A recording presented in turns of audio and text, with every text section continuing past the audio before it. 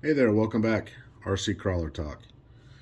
Today's video is we're gonna start another project. This is gonna be a SORRCA based class 1 build.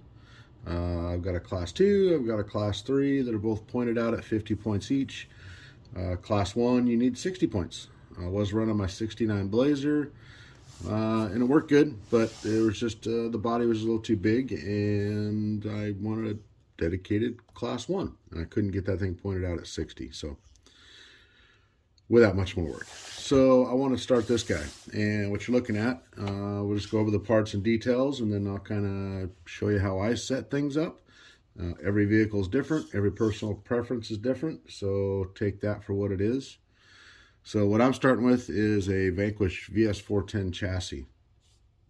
It's a, obviously it's a C-channel design. It's not a flat rail.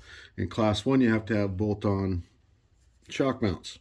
Now these shock mounts, so here's the factory Vanquish VS410 mounts.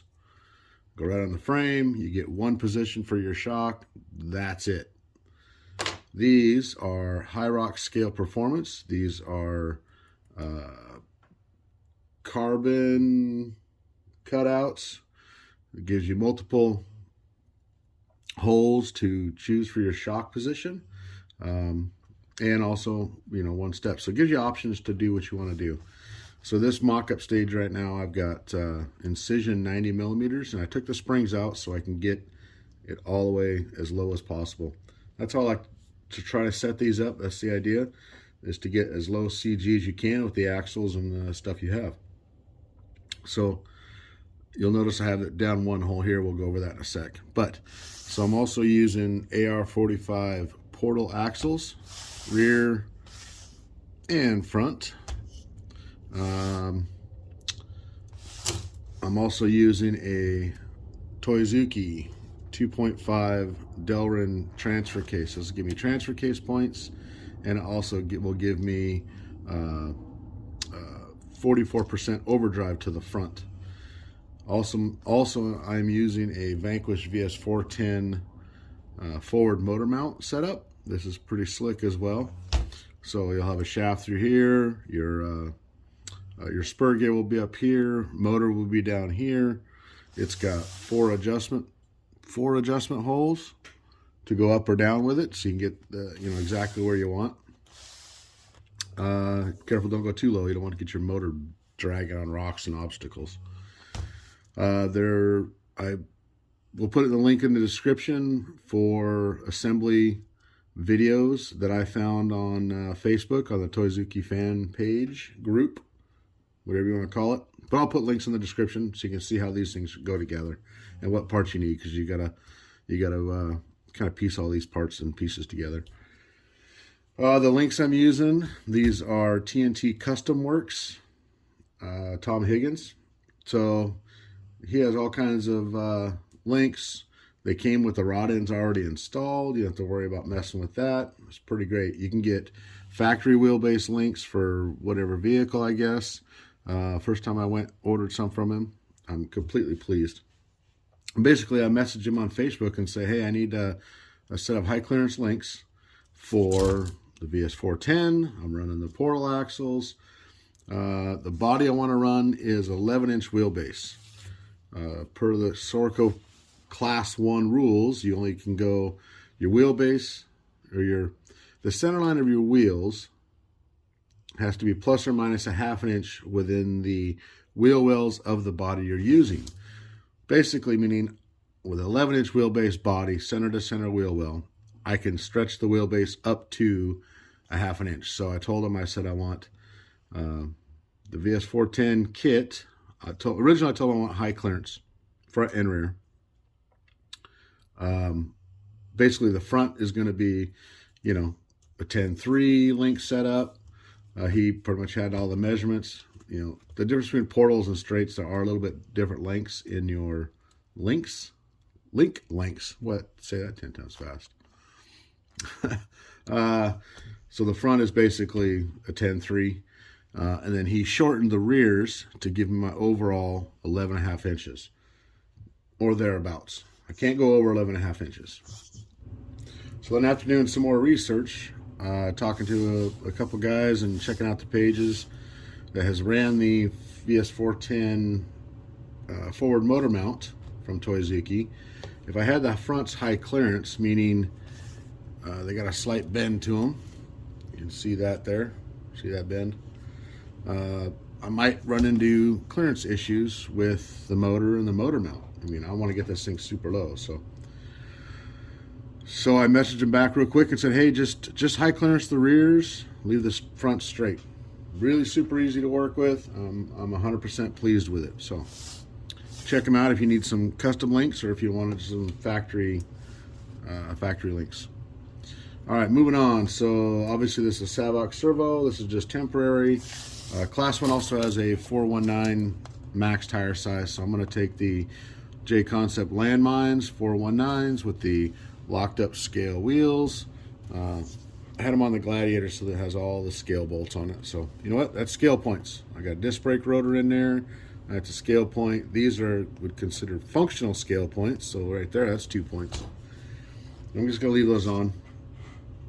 So mocking up the biggest thing is you want to get this thing set as super low as you can. Obviously I have zip ties in the back because these shocks need to be rebuilt and bled out, but it kept wanting to shove it up. So I want this thing as low as possible while I'm setting up the front suspension and the steering. This is going to be kind of crucial because when you're building something super low, you want to make sure everything works together. There's no bindage, there's no hitting, no nothing.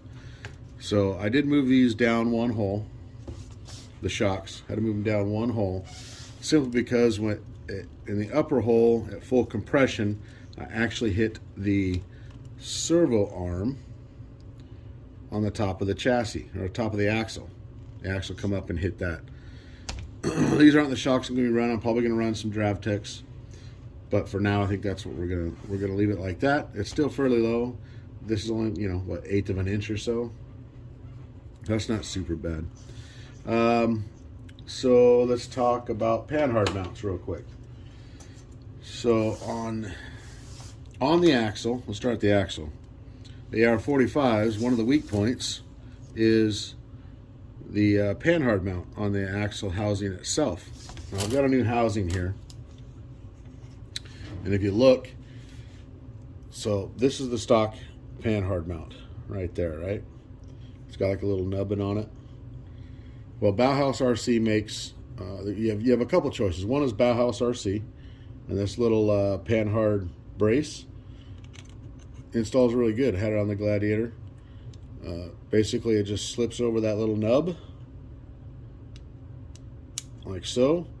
You put a screw in through the back side of the housing into the aluminum mount, and then you put your Panhard and it goes on this side, so it screws through the plastic into the aluminum. That's pretty slick. The other option is what I'm going to be using. It's a G-Speed. See if you can't get up in there. Here. All right. So this G-Speed mount, you can see it right there. So that one actually mounts to the back side of the housing, and you can put your Panhard through the front, through the plastic and into that. It's 100% opposite of the Bauhaus. So you got to keep that in mind. Originally I bought this one for the Gladiator, but the way the shocks and the springs were, and the way the Panhard mounts on that stock 10.3, you still have to mount this guy on the back side because it goes up and it snakes around a 3D engine and then over to the factory mount on the frame. So I wasn't able to use that, so I ended up picking up the Bauhaus, this guy, and it worked out really well. So stick it on this side, you still can put your Panhard bar on the back side, route it, you're done. This is a custom build, obviously low CG. I'm trying to get this thing as low in the frame as close to the axle as I possibly can. So yeah, G-Speed, that's the one I'm going to be using on this build. All right, now when I got my links, it came with all straights, but you see that upper link, the third link, has got a bend in it. And then sometimes when you're doing custom builds and you're doing you know, not factory ready to run stuff, you got to modify. And that's what I did. I just took it and I put a little bend in her to make sure I got clearance on this motor. Now, I may not have had to do that with my original mock-up, but it's bent. I'm going to leave it, and we're going to make sure I don't have any clearance issues down the road. Also on the Panhard mount, if you look at that. She's also got a bend to her.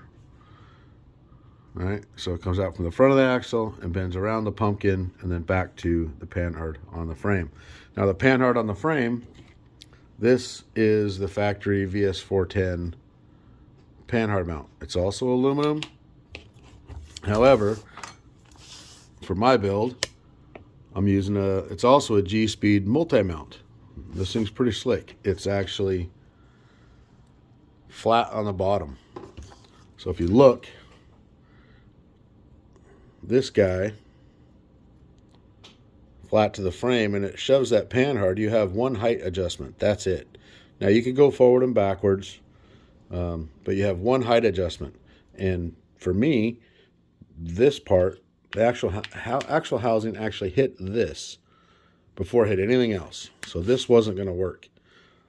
So the multi-mount, pretty slick. It's got the same bolt pattern, machined aluminum. And if you look underneath,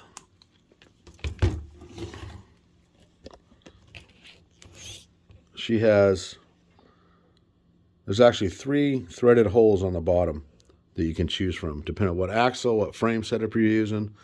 The nice thing about this, it's thick enough, and what I'm going to have to do, since I have my Panhard bar running out in front of the housing, and I got it bent to kind of give a little more clearance there, I'm going to have to move this. I'm going to have to drill and tap another hole further back. So actually this point here will actually be back towards the back side. And I need to do that. Look at that. So the steering, it actually hits the rod. I'm also going to have to put a little bend in my steering arm here, just to kind of match the Panhard bar. But once I get this moved back, that'll shove this whole bar back and just kind of pivot. It'll just rotate around, give me clearance here. And this bend here will give me clearance between the rod end of the steering arm and the actual bend in the Panhard. So I'm going to get that done, and we're going to go back and check it out. Now, when you're setting up these suspension and steering, there's a lot of stuff you got to figure in. You know, right now, that's as far as steer as I go, but that's mainly because it's hitting, the brass knuckles are hitting that stopper on that axle housing.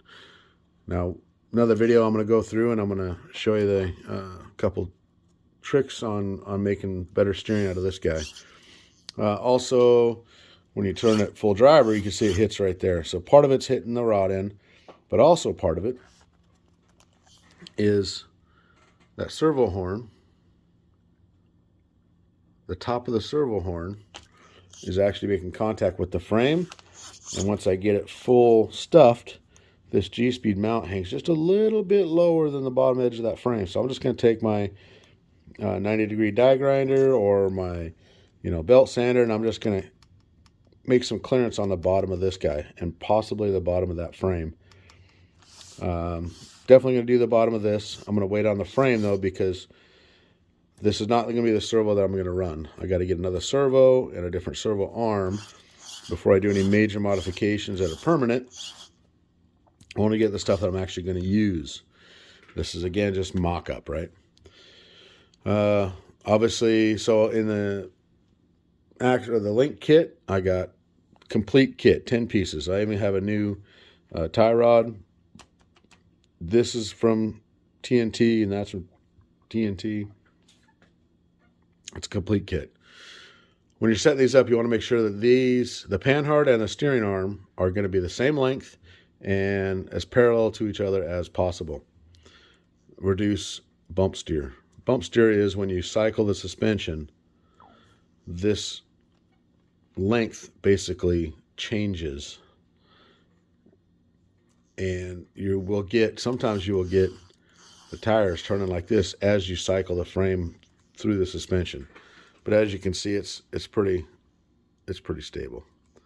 Now, obviously, the 3 links suspension, you're going to get the frame kind of doing this number with the axle. That's common. But you want to make sure that these links are parallel and really close to the same length, if not exactly the same length. All right, so that's it, guys. That's it for this video, at least. I'm going to continue on assembly. I'm going to get the this all set up. I've got to get a drive shaft to go from here to the transfer case, and I got to figure out what motor to put in here. So we'll talk about that in another episode. So, all right, that's it. That's the start of this guy. Stay tuned for more, and get out and do some crawling.